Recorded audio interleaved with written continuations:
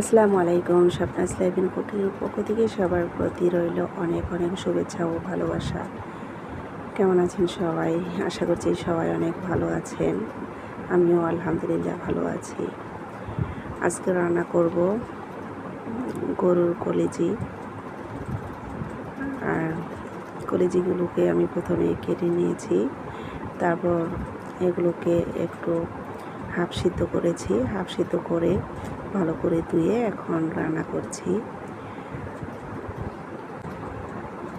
আমি প্রথমে সব মশলাগুলোকে ভালো করে কষিয়ে নিয়েছি, তারপর কলিজিগুলোকে দিয়ে দিলাম।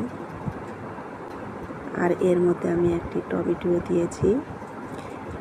অনেকে টমেটো খায় না, কিন্তু আমার মনে হয়েছে টমেটো দিলে একটু স্বাদটা অন্যরকম লাগে, তাই আজকে একটু টমেটো দিয়েছি। সবাইকে অনেক অনেক ধন্যবাদ। সবাই অনেক ভালো থাকবেন। আল্লাহ হাফেজ।